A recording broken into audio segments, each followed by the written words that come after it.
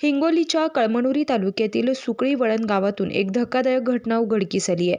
येथील एका युवकानं कळमनुरी तहसीलदार आणि निवृत्त तलाठ्याच्या जाचाला कंटाळून जीवनयात्रा संपवली आहे. कृष्णा चंद्रवंशी, वय 28 वर्ष, असं आत्महत्या केलेल्या युवकाचं नाव आहे. धक्कादायक बाब म्हणजे जीवनयात्रा संपवण्यापूर्वी कृष्णानं व्हिडिओ बनवत त्यांच्यावरील होणाऱ्या अन्यायाला वाचा फोडत दोघांवर गंभीर आरोप केले आहेत. या आत्महत्येनंतर चंद्रवंशी यांच्या कुटुंबावर दुःखाचा डोंगर कोसळलाय. त्यानंतर नातेवाईक संतापल्याचं पाहायला मिळालं. कृष्णा चंद्रवंशी यांच्या मृत्यूला जबाबदार असलेल्या तहसीलदार आणि निवृत्त तलाठी यांची पत्नीसह आणि मुलगा यांच्यावर गुन्हा दाखल करण्याची मागणी केली आहे. गुन्हा दाखल करा, तोपर्यंत आम्ही मृतदेह ताब्यात घेणार नसल्याचा पवित्रा यावेळेस घेतल्याचं पाहायला मिळालंय.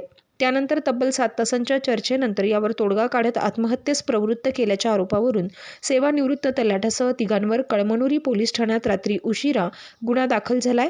कृष्णा चंद्रवंशी यांनी आत्महत्या करण्यापूर्वी एक व्हिडिओ बनवला होता. त्यावेळी तो काय म्हणाला, पहा व्हायरल व्हिडिओ. तुम्ही येऊन बघा, चौकशी करा, कोण कोणाच्या वावरात जाते. अहो तो स्वतः चोर आहे. तो स्वतः चोर असून तो आमच्यावरच चोरच्या चोरवर सुईजोर होत आहे. ती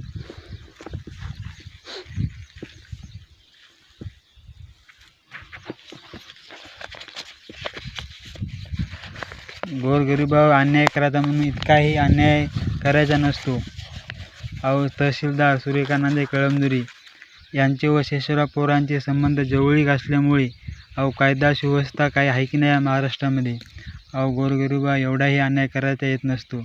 कारण ही मूळ जमीन आमच्या मालकीची आहे व शासनाची आहे. शासनाचा व आमचा वाद चालू आहे व याचा त्या जमिनीशी काहीही संबंध नाही. याचा गाळपेर जमिनीशी काहीही संबंध नाही व ते आमच्यावरच गुन्हे दाखल करतात की हे आमच्या सातबाराच्या वावरामध्ये आले, आम्हाला जीव मारण्यास धमक्या द्यायले. आज माझ्या भावाने आज 3 ते 4 उपोषण केले. मग शेषराव पवार यांनी सुद्धा एखादं उपोषण करून बघावं याने व आमच्यावर अत्याचार होते. ज्याचं पोट दुखते तेच ओवा खाते, भलतं कशाला ओवा खाईल.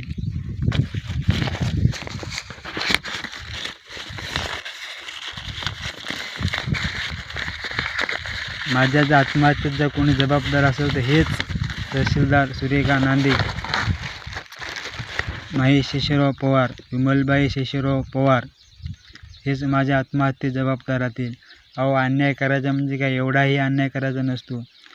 नरडीच्या घोटापर्यंत अन्याय कुठं करणं असते का? तुमच्यापाशी पैसा आहे म्हणून काय झाला? पैसा कायदा पुढे पैसा नसते, कोण नसते. कायदा हा डॉक्टर बाबासाहेब आंबेडकर यांनी कायदा सर्व धर्म समभाव केलेला आहे.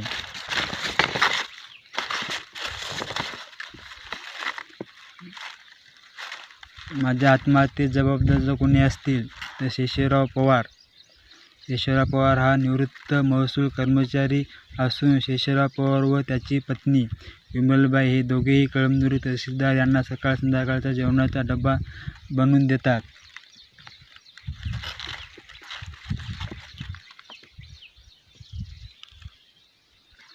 कळमनुरी तहसीलदार सूर्यकांत नांदे व शेषराव पवार कुटुंबाचे संबंध चांगले आहेत. याचाच फायदा घेत शेषराव पवार, विमलबाई पवार व महेश पवार हे सर्वजण माझ्या कुटुंबावर खोटे गुन्हे दाखल करून मला व माझ्या कुटुंबाला आर्थिक व मानसिक त्रास देत आहेत. दिनांक 10/1/1996 10 रुपयाचा स्टॅम्प पेपर, हक्क सोडपत्र बनावट व खोटे तयार करून माझ्या कुटुंबाची जमीन हडपलेली आहे. 10 रुपयाचा स्टॅम्प पेपर सत्यता तपासल्या जात नाही. जो 10 रुपयाचा स्टॅम्प पेपर आहे त्याची शासनाने पूर्ण चौकशी करावी की 10 रुपयाचा स्टॅम्प पेपर कुठं बनवून घेतला, कोणाच्या आधारे यानं 10 रुपयाचा स्टॅम्प पेपर तयार करून घेतला, कोणाच्या आधारे यानं शासनाची जमीन हडप केली व शासनाची दिशाभूल केली. आज 30 वर्षे झाला तो शासनाची दिशाभूल करीत आहे व आमची 30 वर्षापासून आमची जमिनीवर तो ताबा सतत ठेवून आहे. त्याने त्या जमिनीमध्ये आज कोट्यवधी रुपयाचे आज उत्पन्न काढले. त्या जमिनीपासून आम्हाला वंचित ठेवलं. जे धरणावाले अधिकारी असतील त्याने सुद्धा याची पूर्ण चौकशी करून त्यांना कोणी आधारे गाळपेऱ्या पावत्या दिल्या. आम्ही गाळपेऱ्या मागायला आम्ही आम्ही आम्ही मूळ मालक असून आम्ही गाळपेऱ्या पावत्या मागण्यासाठी गेलो असता आम्हाला म्हणतात की तुम्ही वारसदार नाहीत व तुम्ही शेषराव पवार व विमलबाई पवार यांना कोणी आधारे तुम्ही गाळपेऱ्या पावत्या द्यावी, त्यांना कोण्या आधारे गाळपेऱ्या पावत्या देण्यात आल्या याची चौकशी करा. आम्हाला म्हणतात की वारसदार नाहीत. अहो पूर्ण सबूत आमच्यापाशी आहेत, पूर्ण डॉक्युमेंट्स आमच्यापाशी आहेत. तुम्ही आम्हाला आज 2009 ते 2024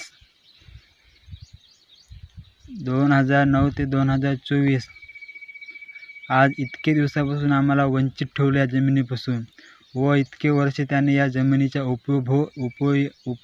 उपभोग घेतला व त्या जमिनीतून अफाट त्याने पैसा कमवला. मूळ मालक उपाशी, मंडळ अधिकारी आणि धरणवाडीत उपाशी अशी अवस्था आहे.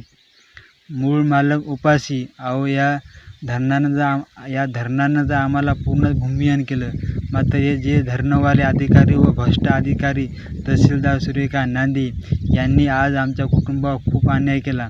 आमच्यावर 107 गुन्हा दाखल करणे, आम्हाला कळमनुरी येथे तहसील येथे बोलावून आर्थिक व मानसिक ताण दिला.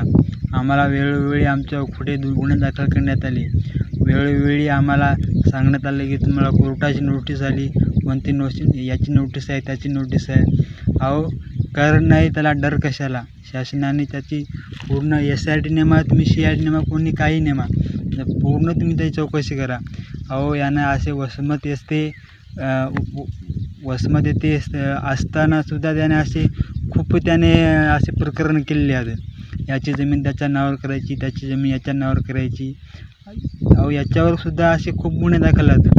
मग आता याचं जर असं जर शासनाने जर सत्यता जर आताच जर नाही तपासली तर हा अजून पुढे चालून किती जणांवर अन्याय करू शकतो याची मी पण कल्पना करू शकत नाही.